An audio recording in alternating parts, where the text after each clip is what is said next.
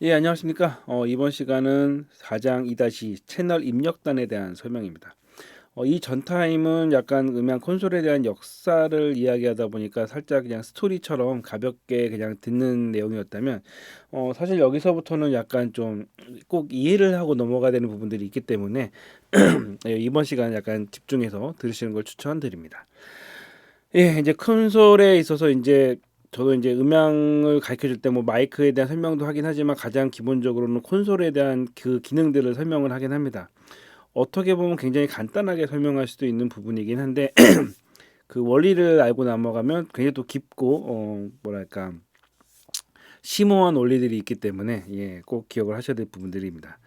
일단 먼저 이제 그 팬텀 파워죠. 그 팬텀 파워는 그냥 가볍게 설명한다 그러면 이제 그 컨덴서 마이크 같은데 이제 전원을 그 집어넣는 건데 이렇게 이제 위에처럼 콘솔에 따라서 채널마다 이제 팬텀 파워를 집어넣는 경우도 있고 이렇게 이제 전체 버튼 하나로 콘솔 전체 그 입력단에 팬텀 파워를 넣는 그 기능이 있는 콘솔들도 있습니다. 어쨌건 전기를 집어넣는 건데 그냥 간단하게 아까 이야기한 것처럼 그냥 컨덴서 마이크 다이나믹 마이크 상관없습니다. 컨덴서 마이크나 그냥 DI 박스 같은데 전원 공급을 하는 버튼이다라고 생각하시면 간단하게 이해를 하는 부분이 있고요.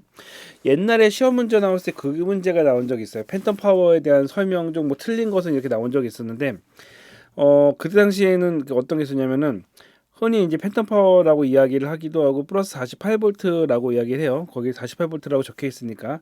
그래가지고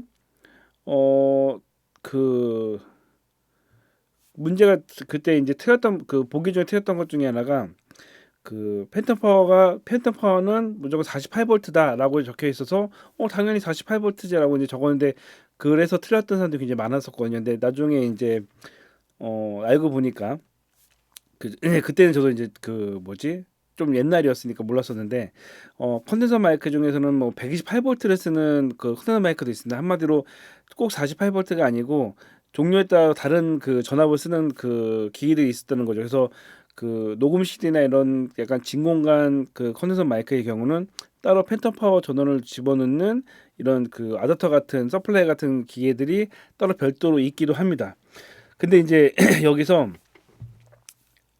좀 더 이제 지난 다음에 생각을 해보니까 굳이 이제 128V가 아니라고 하더라도 만약 그 문제를 냈던 분은 약간 다른 목적이 있지 않았나 생각이 요즘 최근에 들었어요. 그러니까 뭐냐면은 팬텀 파워가 이제 흔히 저희가 48V라고 알고 있잖아요. 근데 정확히 따지면은 여기 보시게 되면은 이제 여기 그 참고적으로 베타 87 요거는 팬텀 파워가 필요합니다. 이게는 자주 발생되는 것 중에 하나인데 얼핏 보면은 이제 이게 이제 다이나믹 마이크처럼 보이지 않습니까? 근데 이게 약간 컨덴서형 다이나믹 마이크이기 때문에 이런 경우가 많아요. 그래서 베타 87을 연결했을 때 막 소리가 안 나는 거예요. 그래서 이 문의가 1년에 한 번 정도 저한테 들어와요. 그래서 뭐 장비를 연결했는데 소리가 안 나더라. 그래가지고 막 얘기하다가 가만히 듣다 보니까 마이크가 혹시 뭐예요? 그랬더니 베타 87이래요. 그거는 다이나믹 마이크가 아니고 컨덴서형 다이나믹이기 때문에 그건 팬텀 파워가 들어가야 됩니다. 이런 얘기를 1년에 한 번 정도 그런 약간 그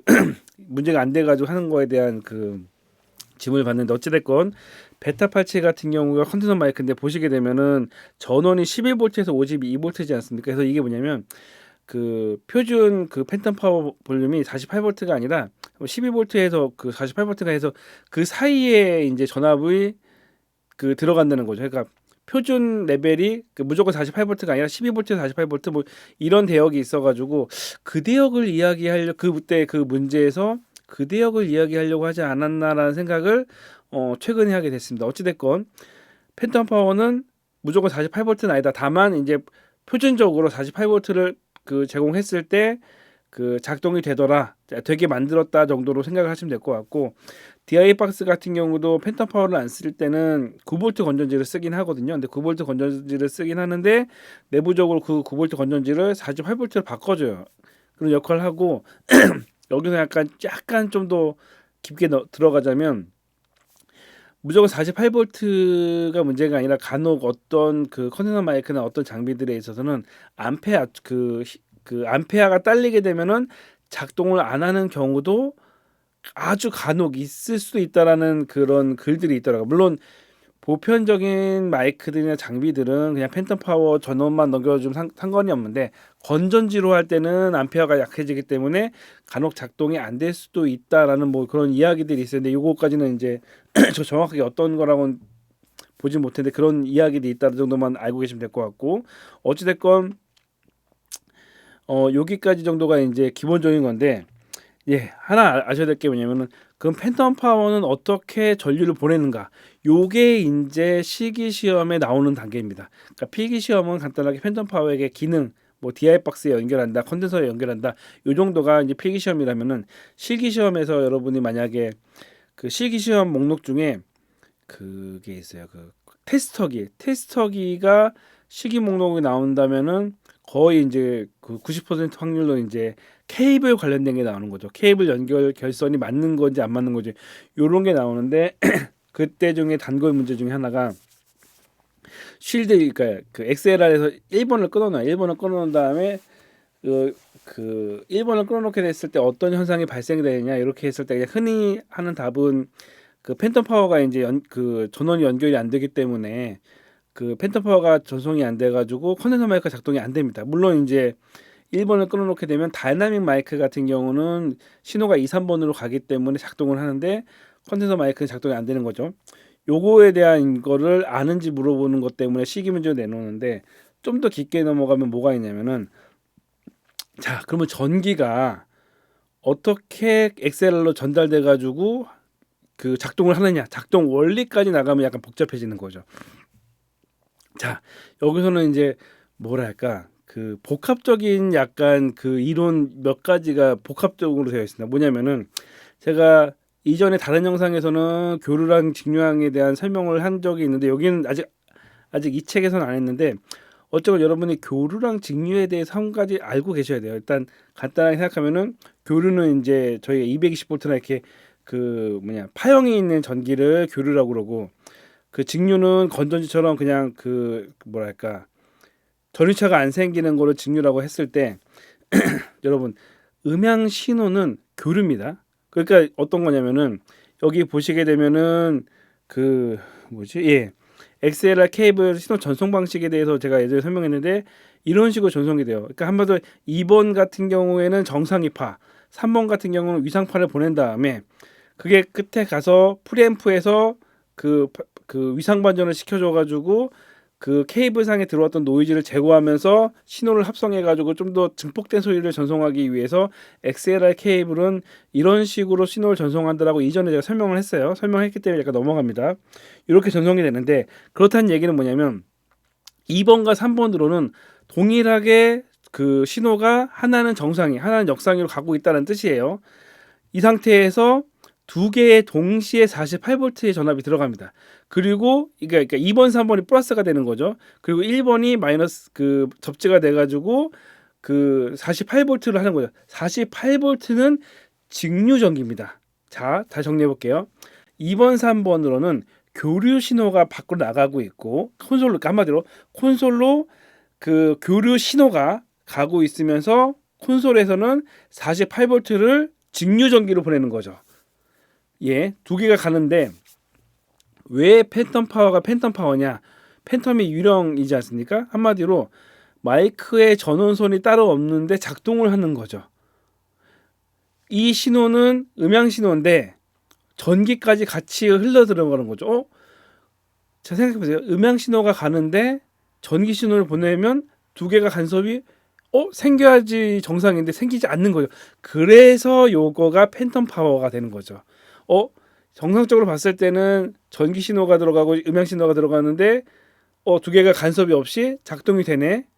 귀신 같은 일이네. 이래 가지고 팬텀 파워라는 그 말이 유래가 된 겁니다. 그래서 48V라고 하고 팬텀 파워라고 하는 원리가 이런 거죠.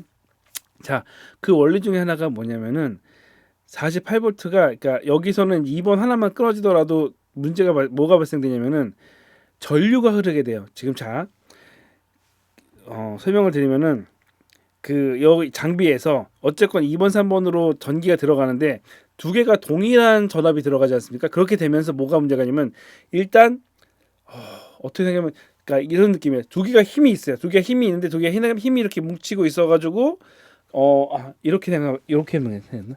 자, 요게 있을 때 두 개가 힘을 미루고 있어가지고 움직이고 있지 않지만 요거는 고정이 되고 있는 힘이 있기 때문에 떠 있는 거죠. 만약에 이게 힘이 떨어지게 되면 밑으로 떨어지는 것처럼 어찌됐건 전압이 가고 있긴 한데 둘 다 전압이 갔는데 어찌됐건 이게 누르고 있는 힘이 있기 때문에 전류는 흐르지 않고 있는 상태예요. 그 상태에서 그 동일한 선에 음향 신호는 또 교류를 가고 있어요.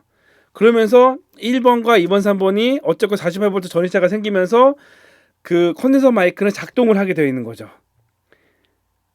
뭔가 헷갈리시죠? 다시 한번 정리를 할게요. 어찌됐건 케이블상에서 2번, 3번에 플러스 그 1번에 그 전기, 그러니까 한마디로 DC 전기를 해서 2번, 3번 플러스 1번이 마이너스 해가지고 기본적으로 전이차가 생겨가지고 48V 전기가 컨덴서 마이크에 작동이 되면서 이거는 컨덴서 마이크 작동이 된 상태예요. 하지만 2번, 3번의 그 전압차가 똑같기 때문에 전류가 흐르지는 않아요. 그렇기 때문에 안전하게 이 선에 교류 신호가 전달이 돼가지고 음향 신호로 전달이 되는 거죠. 그래서 정리를 하면은 한 선에 전기 신호랑 음향 신호가 같이 지나가는데 전압 신호가 그 고정으로 되어 있기 때문에 그 뭐랄까 전이차가 생기지 않아 가지고 그 전기는 들어가지만 전이차가 생기지 않는 상태에서 그 선에서 신호도 같이 간다. 한마디로 한 신호에 전기 신호랑 음향 신호가 같이 지나가는데 서로 간섭을 안 해가지고 전기도 작동이 되고 음향 신호도 전달되는 현상이 생긴다. 이런 귀신 같은 일이 생겨가지고 그래서 이거를 팬텀 파워라고 한다라고 생각하시면 돼요. 약간 이해가 덜 되신다면은 제가 말을 약간 좀 더 설명을 못한 걸 수도 있고 이 부분에 대해서 좀 더 관련된 그 논문들이나 아니면은 여러 가지 그 설명해 놓은 것들이 있는데 한 번 정도 짚고 넘어가시면 좋아요. 어쨌건 여러분들이 아셔야 될 것 중에 하나는 뭐냐면 1번 쉴드로 그 신호가 전압이 걷다가 1번 신호 다시 리턴 되는데 1번 신호를 끊게 되면 전기가 작동이 안 되기 때문에 컨덴서 마이크 작동을 안 한다. 이렇게 생각을 하시면 되고 그래서 그 실기 문제로 나왔을 때 그렇게 답을 해야 되는 거죠. 1번 신호가 끊어지게 되면 2번 신호가 끊어지게 되면 자연스럽게 어쨌건 그 신호가 안 들어가기 때문에 다이나믹 마이크도 작동을 안 되는 거죠. 그리고 1번 신호가 끊어지게 되면은 다이나믹 마이크는 작동이 되나 잡음에 약간 영향을 미쳐서 노이즈가 발생될 가능성이 있는 거죠. 뭐 이런 것들이 있습니다. 어쨌건 이런 것들 어쨌건 DC 전기랑 음향 신호가 같이 한 케이블에 전송되는 현상이 생긴다. 요거 정도는 이제 알고 계시면 될 것 같고요. 그 중에 이제 그런 것들을 많이 봤어요. 그 팬텀 파워를 아까 그 이야기를 했을 때 각 채널마다 줄 수 있는 경우도 있지만은 전체 콘솔의 한 버튼으로 다 전송이 팬텀 파워를 주는 방식이 있을 수 있다고 말씀드렸잖아요. 근데 이렇게 했을 때 다이나믹 마이크에 그 혹시 문제가 안 나가나요라고 하면은 현재 다이나믹 마이크는 그것들을 감안해서 팬텀 파워가 들어가더라도 그것들에 대한 그 영향이 없게 설계가 되어 있습니다. 그래서 다이나믹 마이크 같은 경우에 팬텀 파워를 넣었을 때 좋다고 할 수는 없지만 그것 때문에 영향을 미쳐가지고 문제가 될 정도는 아니다라고 생각하시면 될 것 같고요. 다만 문제가 된다라고 하면은 팬텀 파워를 넣고 끌 때 그 리본 마이크 같은 경우 이거는 약간 좀 그 방식이 언밸런스 방식이다 보니까 그 팬텀 파워에 약간 충격을 받을 수가 있어요. 그러니까 항상 맞는다라기보다는 껐다 켰다 할 때 충격을 받을 수가 있기 때문에 리본 마이크가 손상될 수도 있습니다. 그래서 만약에 손상된다고 하게 된다면 리본 마이크는 좀 손상될 가능성이 있지만 다이나믹 마이크는 손상될 가능성이 거의 없다라고 생각을 하시면 될 것 같아요. 그리고 요즘 들어서 보면은 이제 컨덴서 팬텀 파워 넣을 때 그냥 뮤트 안 하고 놓게 되면 퍽퍽 소리가 이거는 이제 전기가 들어가면서 이제 그때 그 순간 이제 한번 들어간다면은 그 전위차가 그냥 고정이 되기 때문에 상관없는데 순간 넣을 때는 전기는 빛의 속도가 가깝다 보니까 순간 전위차가 생길 수가 있어요. 그것 때문에 컨덴서 마이크에 팬텀 파워를 넣을 때 순간적으로 퍽 하면서 이제 그 스파크가 튀는 것처럼 소리가 나는 거죠. 그래서 요즘 새로 나오는 콘솔들 그 베링거 윈 같은 경우는 그래서 제가 제일 마음에 드는 것 기능 중에 하나가 팬텀 파워를 누르게 되면 자동으로 2, 3초 정도 그 채널을 뮤트를 자동으로 시켜줘요. 예. 그리고 팬텀 파워를 끄더라도 전기가 약간 그 컨덴서 마이크에 한 2, 3초 정도 남아 있을 수가 있기 때문에 팬텀 파워를 끄더라도 요건 그 자동적으로 뮤트를 잡아주는 기능이 있더라고. 2, 3초 정도. 그래서 그런 기능들은 참 좋은 것 같아요. 근데 그런 기능이 없는 콘솔들은 항상 팬텀 파워를 켜고 끌 때 꼭 뮤트를 해서 신호가 이제 그 스파크가 안 나게, 스파크라고 보다 어쨌건 그 퍽 소리 나는 게 전달 안 되게 신경을 쓰셔야 됩니다. 자, 이제 다음은 게인입니다. 예, 밑에 있는 빨간색 게인인데요. 게인을 설명하자면은 그 뭐지? 기본적으로 이제 음향을 조정을 하시게 되면 추천드리는, 그러니까 뭐 법칙이라기보다는 보편적으로 사용하는 것 중에 하나가 뭐냐면은 페이더는 약간 좀 제로에 놓는 게 좋아요. 그래서 음향 페이더 같은 경우는 제로로 놓고 그 다음에 게인 값을 조정을 해가지고 그 볼륨 조절을 하는데, 패드 관련된 내용이 있구나. 예. 패드가 왜 필요하냐면은 이렇게 해가지고 작동을 한다고 했을 때 그 입력이 너무 강할 때가 있어요. 패드가 이제 여기서는 그 26dB라고 적혀 있기도 한데 그 DI 박스 같은 경우는 패드가 뭐 12dB, 뭐 10dB, 뭐 20dB, 15dB 이렇게 종류별로 있습니다. 근데 이 수치는 보통 일반적으로는 20-20dB 정도를 패드라고 이야기를 해요. 근데 그 뭐 기계마다 약간 다를 수도 있다는 말씀을 드리고, 이게 왜 필요하냐면은 이게 아닌데 예, 간혹 이제 그 뭐지, 그 비전문가용 장비랑 전문가용 장비가 있다라고 말씀드렸잖아요, 옛날에. 그래서 플러스 4dBU는 이제 전문가용 장비, 그 마이너스 10dBV는 비전문가용 장비, 이런 얘기를 했었는데, 이게 뭐냐면 노트북이나 아니면은 약간 가정용 그 기기에서 신호를 콘솔을 받게 되면은 신호가 약간 약하게 들어오는데, 간혹 전문 장비 같은 게 있어. 전문 장비로 소스를 바꿔, 뭐 DJ 장비나 아니면은 그 프로 오디오로 나온 것들 이렇게 해서 그 출력이 이제 플러스 4dBU에 있는 장비들을 콘솔 받게 되면 그렇게 피크가 뜨는 경우가 있어요. 그러니까 페이더 값을 0으로 뒀고 게인 값을 제로로 놨는데도 신호가 너무 강하다 보니까, 특히 악기 같은 경우 신호가 너무 강할 때 이렇게 되면은 이제 페이더를 내려야 되는데, 페이더를 내리게 되면은 입력은 강한데 그 출력이 되게 너무 약해지고 그 페이더도 이제 내리게 되면은, 이게 보시게 되면은 0부터 5까지는 범위가 큰데 그 밑으로 내려가면 단위가 굉장히 범위가 낮은데 그 단위가 크다 보니까 볼륨 조절할 때 미세한 볼륨 조정이 안 되는 거죠. 그렇기 때문에 패드를 이용해서 입력이 너무 과입력이 됐을 때 그 입력을 좀 줄여주는 역할을 하는 거죠. 어떻게 보면은 뭐 그 기타의 약간 브레이크처럼 너무 강하게 들어왔을 때 그 신호를 약간 좀 약하게 해주는 거죠. 한마디로 이게 디스토션이 생기지 않는 범위 내에서 소리를 약간 낮춰주는 단계, 요런 기능이 패드라고 합니다. 그래서 어쨌건 음향을 하다가 보면은 지금 이렇게 스피치처럼 약한 신호도 들어오지만 그 신디나 이런 그 프로 장비에서 강한 신호도 들어오기 때문에, 물론 그거를 콘솔에서 개인 값으로 조정을 하긴 하지만 그럼에도 불구하고 소리가 더 크게 들어왔을 때 밸런스를 맞춰주기 위한 하나의 약간 중간 약간 뭐지, 충격 방지용 약간 그런 장치라고 생각하시면 될 것 같아서, 패드는 입력이 너무 과할 때 쓰는 거다라고 생각을 하시면 될 것 같고요. 예, 위상 반전. 예, 위상 반전 중요한데요.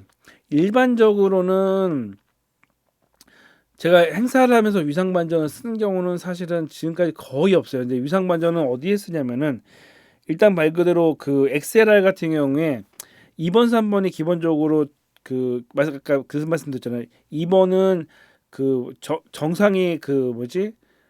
그 기본 그 뭐 파형을 갖고 있고 3번이 역상을 갖고 있기 때문에 나중에 이걸 뒤집어서 쓴다라고 말씀을 드렸잖아요. 근데 그 위상 반전이 발생이 됐을 때 어떻게 보면 이거예요. 이렇게 가느냐 아니면은 이렇게 가느냐. 똑같은 거긴 하지만 앞으로 먼저 갔다가 뒤로 가느냐, 뒤로 갔다 앞으로 가느냐, 이런 건데, 모노 상태에서는 사실 위상 반전이 생기더라도 거의 티가 안 나요. 그래서 사람이 느끼기가 굉장히 어렵습니다. 근데 이 XLR 케이블을 만드는 것도 어떻게 보면 사람이 만드는 거다 보니까 어떤 일이 있냐면은, 케이블 여러 개 만들거나 그 패치베이용 이렇게 제작하다가 보면은 실수로 2번과 3번을 뒤집는 경우가 있어요. 이게 보시게 되면 암이랑 그 커넥터에 따라서 2번, 3번 위치가 약간 아니 1번, 2번이긴 하지만 하다 보면은 2번과 3번을 실수로 반대편에서 이제 뒤집어 놓는 경우가 있는 거죠. 케이블 같은 경우도 그런 경우도 있고, 그렇게 했을 때 소리가 왜곡이 생기는데, 아까 말씀드린 것처럼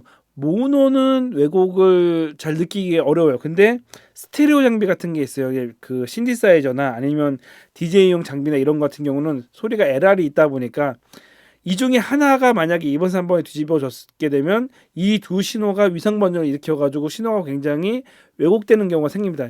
요거는 저도 이제 음향하다 보면 가끔 듣는데,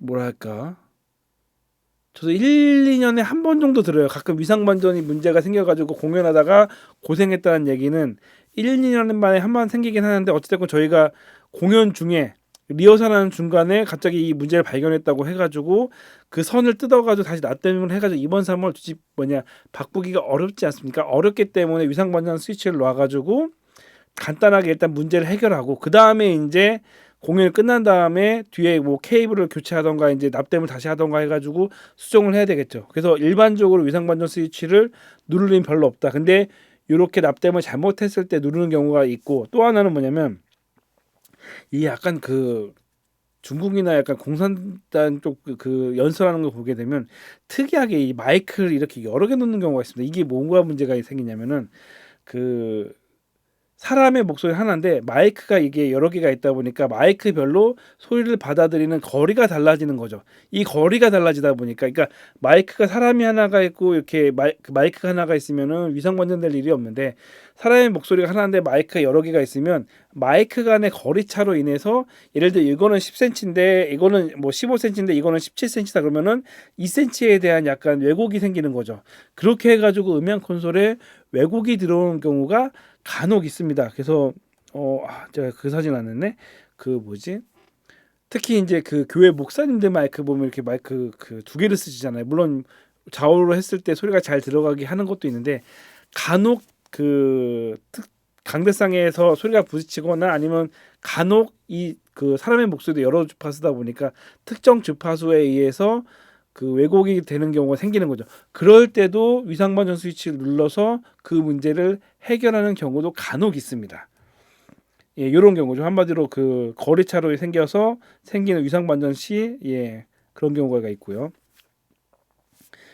예, 어쨌건 그거 외에는 굳이 위상 번전 쓰는 경우는 거의 없었어요. 저 같은 경우도 어찌됐건 지금 음향을 하면서 저희 시스템은 안정화가 돼서 그런지 몰라도, 예, 최근 10년 안에는 안 쓴 것 같아요. 위상 번전 스위치를. 어쨌건 근데 사용 방법은 알고 계셔야 되고, 특히 이제 외부나 그 새로운 환경에서는 간혹 생길 수도 있다라고 생각하시면 될 것 같고요. 이제 개인인데 그 개인과 페이더 비교를 했을 때 둘 다 이제 어떻게 보면 볼륨을 키우는 거지 않습니까? 물론 이제 페이더 같은 경우는 출력부기 때문에 이 다음 시간에 다시 설명하겠지만, 개인이랑 페이더를 생각을 할 때 이렇게 생각하시면 편할 것 같아요. 청소기에서 청소기의 압을 늘리는 거 있지 않습니까? 그 모터를 뭐 터보 모터로 하거나 이제 세게 하는 거, 요걸 개인이라고 생각하시면 되고, 그 페이더는 그 쓰레기 같은 것도 모았을 때 그 양을 늘리는 거죠. 이게 뭐냐면은 개인은 음향 신호를 받을 때 음향의 뭐랄까,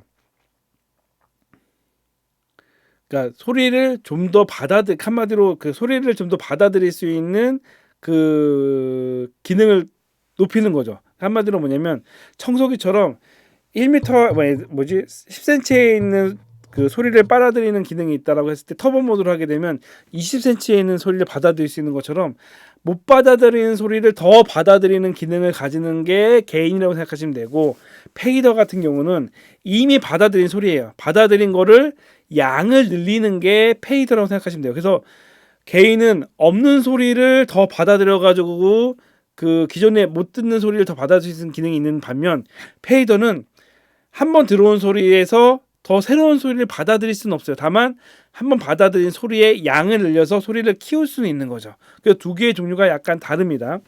여기에서 따라서 이제 나중에 이제 디지털 콘솔이 되게 되면 그 개인 말고 트림이라는 표현도 많이 쓰긴 해요. 그래서 뭐 그건 야마 쪽에서 나왔던 용어긴 한데, 어찌됐건 기본적으로 개인과 그 페이더가 있는데 개인 값은 잘못하게 되면 이제 그 하울링 나기가 쉬운 거죠. 왜냐면은 흡수하는 게 더 많다 보니까 스피커에 나오는 소리도 더 빨아들이는 경우가 있어서 개인 값은 조심해서 만드셔야 되고요. 보통 12시 이상은 안 넘기는 게 좋은 거죠. 만약 12시 이상 넘길 일이 있으면 이제 다른 것만 패드를 풀던가 다른 걸 만지시던가 뭐 하셔야 됩니다. 왜냐면은 12시 이상 갔을 때 하울링 날 가능성이 큽니다. 물론 이제 요게 이제 녹음이나 이런 거 갔을 때는 약간 좀 달라질 수도 있긴 하지만요. 예, 필터 같은 경우는 이게 공기청정기 필터라고 생각하시면 돼요. 원 소스가 있을 때 원 소스에서 불필요한 신호를 제거하는 기능을 갖고 있는 거죠. 그래서 예를 들어서 로우 패스나 하이 패스처럼 그 뭐지? 고음부에 불필요한 거, 저음부에 불필요한 것들은 그 아예 애초에 제거를 하는 겁니다. 여기서 이제 알아가실 게 두 가지 중에 하나가 로우 패스가 있고 로우 컷이 있는 거죠. 이게 두 개 다른 겁니다. 로우 패스랑 하이 컷이 같은 얘기고 하이 패스 필터랑 로우 컷이 같은 얘기죠. 사실은 이제 하이 패스는 잘 안 쓰고 이제 로우 컷이나 하이 패스 필터를 많이 써요. 그래서 이런 게 이거죠. 그 예를 들어서 55분이냐, 그러니까 예를 들어서 1시 55분이냐, 2시 5분 전이냐. 사실 그게 똑같은 말이지만 하나는 이제 1시를 이야기하고 있고 하나는 2시를 이야기하는 것처럼 로우 패스냐 아니면 하이 컷이냐 뭐 이런 겁니다. 이거 그래서 간혹 로우랑 하이랑 컷이랑 패스랑 이거 헷갈리는 경우가 있어 말씀을 드린 거고요. 어찌됐건 이제 그 보컬에서는 저역 특별한 경우가 아니면 바리톤이나 아니면 베이스를 한 사람이 아니면은 그 사실 100Hz 이하의 소리는 그 보컬에서는 거의 그 불필요한 소리다 보니까 웬만한 저역대 악기가 아닌 경우는 그 저 같은 경우는 로우 컷은 항상 거는 것 같아요. 예, 로우 컷이 하이패스입니다. 그래서 로우 컷을 걸고 콘솔 같은 경우에 너무 저가 아닌 경우에서는 이제 그 주파수 대역대 컷하는 주파수 대역대를 가변할 수 있는 기능들이 있습니다. 그거 외에는 이제 노치 필터 같은 거죠. 노치 필터는 이제 특정 주파수 대 나중에 이제 RTA라고 이제 신호를 분석하는 스펙트럼을 분석하는 그 기기들이 있는데 그걸 하다 보면은 특정 주파수가 약간 그 뭐랄까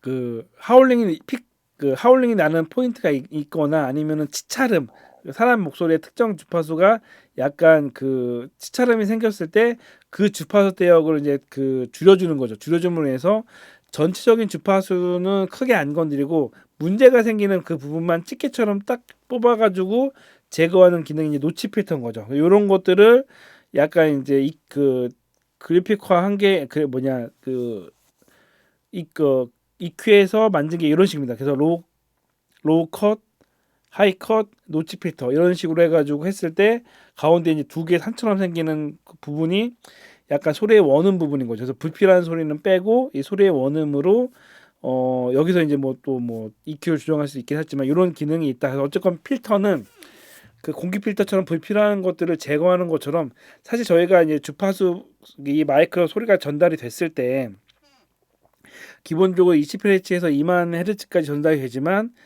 너무 저역대나 너무 고역대는 사실은 그 소리를 내보내는 데 있어서 사실 불편하잖아요. 저희도 뭐 예를 들어서 이렇게 갑자기 생각난 건데 배추나 이제 양상추나 이런 것들 배추나 양상추 이제 양파 같은 걸 보다 보면은 겉에 부분은 사실은 잘 안 먹잖아요. 약간 좀 끝에 부분이 꼬다리 부분은 그래서 그런 꼬다리 부분은 약간 좀 정리하는 것처럼 소리에도 약간 그 믹싱을 할 때 불편한 소리들이 있어요. 불필요한 소리 이런 것들은 애초에 좀 제거하고 가는 게 좀 더 깨끗한 음질을 할 수가 있는 거죠.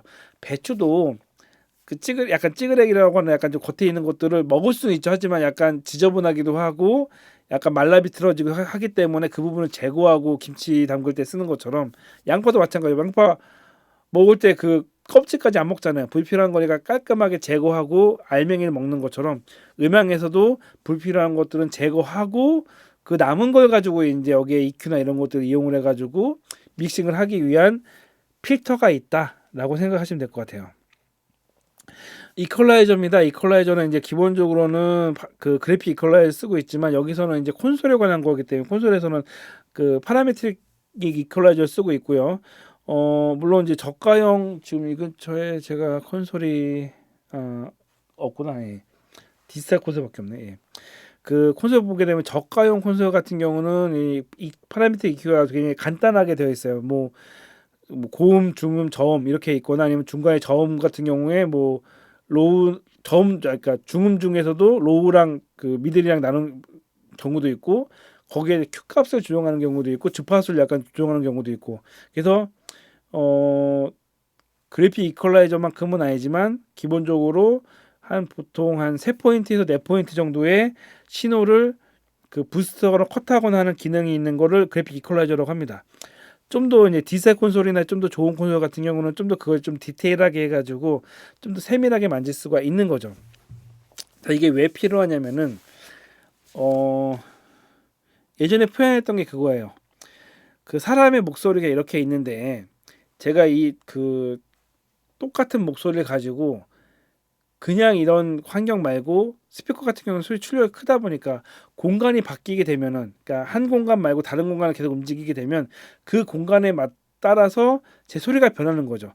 제 목소리는 항상 삼각형 모양인데 어떤 공간에 가게 되면 울림이 켜져 가지고 사각형 모양이 되기도 하고 어떤 공간에서는 약간 동그란 모양이 되기도 하고 그러니까 똑같은 목소리지만 환경에 따라 소리가 변한단 말이에요. 근데 가수나 이런 사람들이 뭘 어떤 걸 할 때 음악이나 이런 것들 연주할 때 공간마다 사실 소리가 달라지게 되면은 연주하는 사람 입장에서도 계속 변하니까 이제 그거는 이제 뭐랄까 그 사람의 원래 나는 소리가 아닌 거죠. 그래서 그 소리를 약간 보정하기 위한 것이 EQ라고 생각하시면 돼요.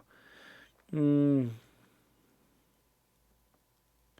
이걸 표현을 뭘로 할까? 갑자기 뭔가 좋은 게 있을 것 같은데 잘 생각이 안 나는데 어찌됐건 소리가 음향 마이크를 통해서 나가게 되면 스피커나 어떤 환경, 콘솔에 따라서 소리가 조금씩 변하게 됩니다.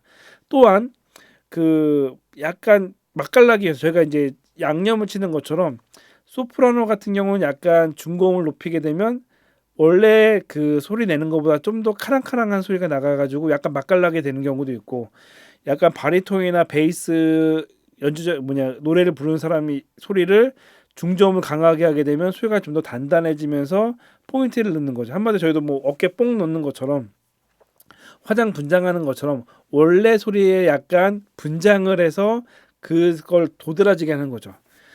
물론 뭐 그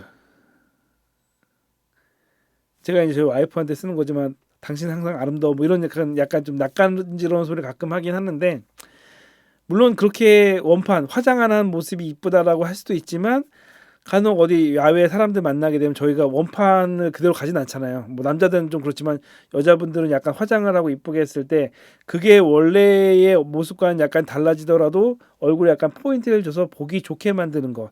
그게 이퀄라이저라고 생각을 하시면 됩니다. 예. 인서트. 예. 요거 중요한 부분입니다. 요게 이제 마지막 부분이긴 한데 어 음향 콘솔에 있어서 예전에 아날로그 콘솔 같은 경우는 그 이전에 콘솔에 설명을 하겠지만 기본적으로 소리를 만들어내는데 한계점이 있었어요. 왜냐면 어 그 파라메트릭 EQ가 있어가지고 약간 소리를 조정을 할 수는 있긴 하지만 그 컴프나 이펙터 관련된 기능들이 없다 보니까 소리에 어떻게 아까도 방금 말했지만 소리의 화장을 그러니까 소리도 그래요. 그림도 약간 포토샵이나 사진도 포토샵을 하게 되면 사실 원판보다는 좋아지잖아요. 물론 저희가 뭐 그 자연적인 것들이 무조건